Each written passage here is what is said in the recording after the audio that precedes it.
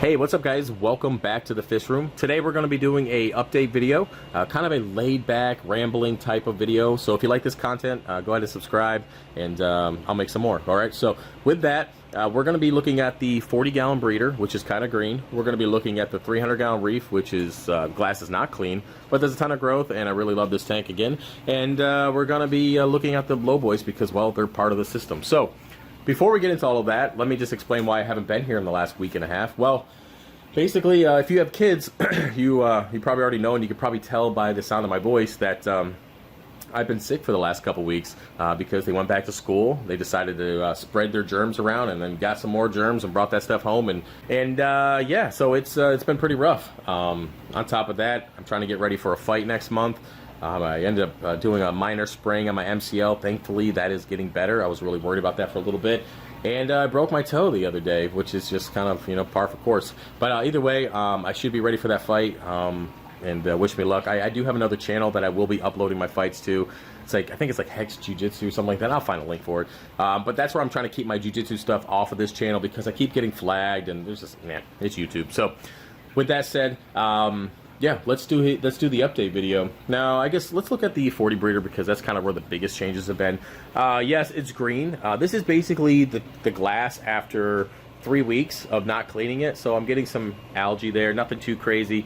My nitrates are elevated. They're at like 15 ppm, but I'm liking it. The corals really like it, especially the soft corals and the LPS. They really like that additional nitrates, and the SPS seem to be doing fine as well. So with that, elevated nitrates, phosphates, they're still up there a little bit, 0.15, which is pretty normal. I mean, sometimes I go a little bit higher, but the biggest change with this tank is it's not the way it is. All the sand is gone. So I did mention that I was going to do an overhaul to this tank, and the reason for that is I needed room to just store corals. We'll look at the low boys here in a second, but basically, I've been cutting a ton of frags from the 300-gallon. I've been cutting a lot of LPS, a lot of frog spawn, stuff like that, and candy canes, all that good stuff. And I just needed room. I needed a place to put them. I was going to get another frag tank, but I didn't want to get rid of the 40 breeder just yet. So with that, I went ahead and just removed all the sand. Kind of piled all my nems over here in the corner. There's my little wrasse, and just kind of put the LPS in there, and a lot of the like the candy canes, and you can see the nems are just going over the place. A lot of the zoas, the green star polyps, just the normal stuff. Man, that is super green. Anyways, I probably should at least clean the glass before we start the video. But yeah, so this is just kind of a storage tank now. We have the AP700 on there. It's at like 40%. We have a clown in there. We have a wrasse in there, and they're just kind of chilling. So I just I cut up corals and put them on frag plugs and move them over to my frag tanks, and that's basically the purpose of this tank. I am kind of bummed that it's not really a display tank anymore, but with that, the 300-gallon is growing just amazingly well. The growth is just off the charts, and my cat almost just fell into the sump. Hey, I know it's dark. Can we not? He's already fell in the sump a couple times. Yeah, let's not do that. Let's go. All right. He just is in love with the sump. I don't know why. But anyways, yep. So it's kind of a storage tank now. My plan is to get a bigger frag tank. I'll probably get another low boy, even though I said I'd never buy one again. But they're super cheap, and I can make a stand for it, and it just gives me additional room for frags. Because you guys know it is a business. I try to focus on the main display. I try to, focus all my growth and my attention in the main display, and then I just cut frags and put them on the website. You guys buy them. I get to spread the coral love throughout the industry. So if I have to sacrifice my NEM tank to just be a storage tank, and yes, that is my Oscar tank, and it's not normally piss yellow. It's just the filter. So if I have to sacrifice my 40 breeder just to kind of hold some frags, it is what it is at this point, and I can just kind of let the 300 grow in and do very, very well. Now, we'll come back to the 300s, look at the low boys. So I did end up moving a bunch of stuff around. I had a massive sale, which I think, is it still going on? It might still be going on. But I have a ton of coral on sale, especially frog spawns, a lot of buy one, get one free, all sorts of stuff. And I sold a lot of coral because I was getting packed. I mean, there was no room. Corals were getting just eaten up by each other because there, because there was just not enough room in the tank. So the sale might be going on. If not, I'll probably put something else on because I still have to get rid of a ton of SPS. And with that, the last few weeks I've been just trying to get rid of as much coral as I possibly can. So I do appreciate everybody who put it in order. I really do appreciate that. Definitely do. And it doesn't go unnoticed. Definitely not. So with that, I've been able to free up some of my frag racks, and I'm going to go through and organize the LPS.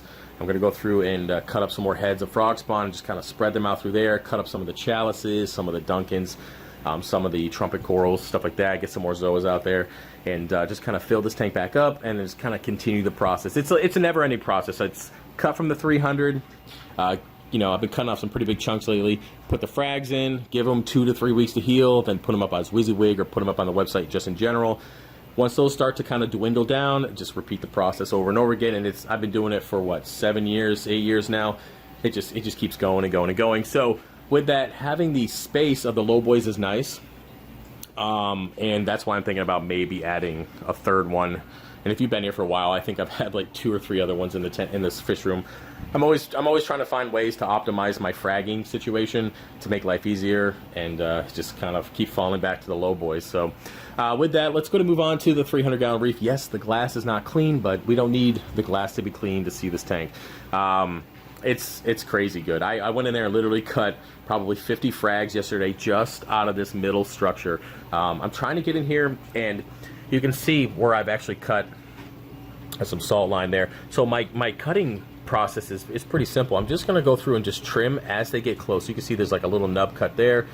It was kind of growing into the other coral, so just kind of trimming the colonies like that, and kind of molding them this time and seeing how long I can keep them survive. Now, unfortunately, this one little guy down here, he's getting shaded out, and I kind of figured, you know, just the growth, if I could go back, I would have put him in a different spot, but I did take a piece of it and put it up here on this frag rock. As you guys know, I have 2 frag rocks, or magnetic frag rocks now, and I was able to put some of the corals that are getting shaded out up on those rocks and maybe give them an opportunity to grow and survive. So yep, about 50 frags just from that middle structure, and then of course I have my frag rock colonies down here on the bottom, and I'm doing the same thing, just fragging them out and making some pretty decent frags on there.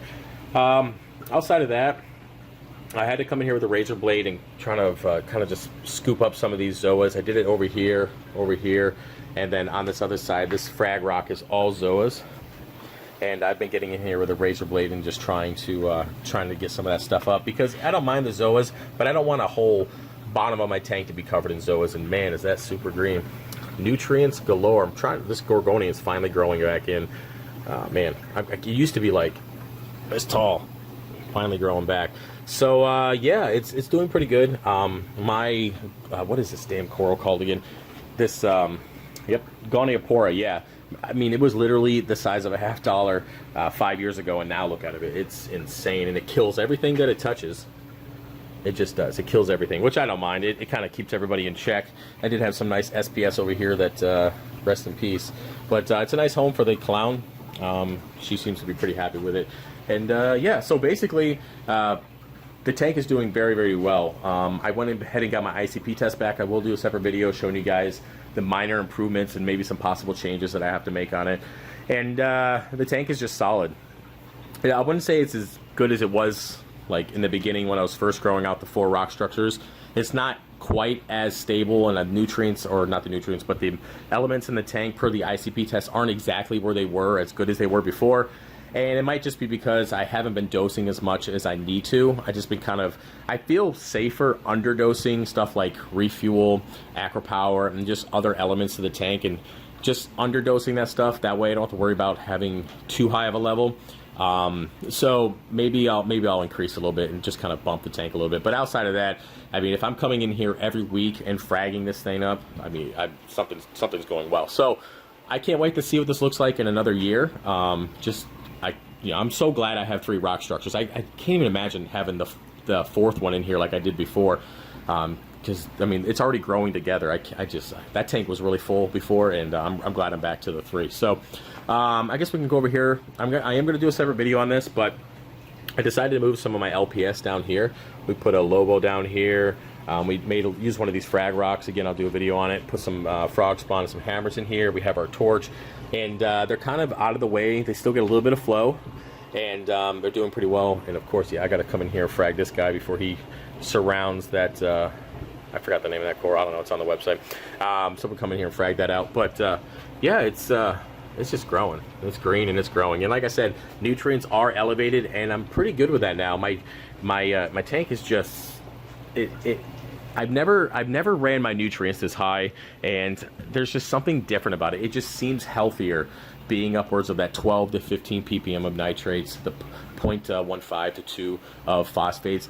I think if you have a good export source, like a good protein skimmer, and you have some Chaeto, and you know, things are balancing out. Again, this tank is what, 6 years old now, 7 years old, something like that.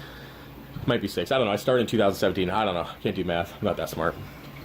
Either way, it's like 6 years old or something like that, and it's just solid. And having that excess nutrients, it's processing well. Everything's getting picked up. The colorations are really good, and everybody seems to be happy. I mean, this is, look how fluffy this dude is. I mean, that's crazy. And it's a little dark, but yeah, everything seems to be doing well. Just gotta try to keep it under control, and that's where the fragging comes in. So yeah, I think that's about it. I would show you guys the printers, but I don't really want to take the filter off right now. We will briefly talk about this fish. It's going to be a weird color. The Oscar's doing very, very well. His hole in the head is finally gone. I know this is piss orange or yellow. His hole in the head is finally gone. I went ahead and put him through some copper treatment, and what's crazy is I did the copper treatment along with the good food, and his hole in the head is completely gone. I just did like a 90% water change on him, not on purpose. I was going for a 50, and then I walked away, and I came back, and I'm like, oh, there's like 5 inches of water at the bottom of this tank. So yeah, he's doing very, very well. He eats like a horse. He's great with the boys. The boys come over and like pet his head, and he's super chill with it. So I mean, he's great. His tank's green and piss yellow at the moment, but he's happy, and that's all that matters, I guess. So outside of that, yeah, I think that's it. I think we're doing pretty good. We're at like 11, 12 minutes at the moment. So with that, guys, I want to let you know that it's PA in Pennsylvania. Hunting season archery starts this Saturday. So I'm going to be hunting. I got 2 tags for 4B, and then I got like 3 tags for 3B. So when I do my veterans hunt every year, and I'm looking to fill the freezers and all that good stuff. No, I cannot ship you deer meat. I go through this every year. But if you want to swing by the house and pick up some jerky, that's cool, man. We'll figure it out. We'll figure out, you know.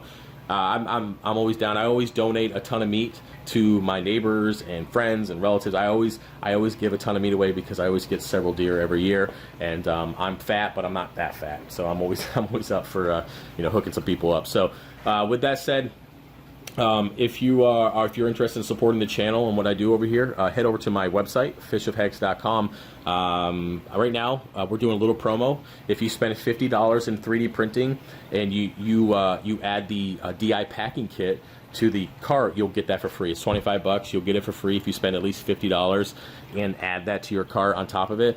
You'll get it for free at checkout. And that's going to be a promo we're going to do for the next week or so, just because I just kind of want to get them out there. They're pretty popular, but I just kind of want to give some stuff away just to say thank you for the support. So with that said, if you guys have any questions, put them in the comment section. Don't forget to subscribe, and we'll get back to normal content here in a little while. All right, peace.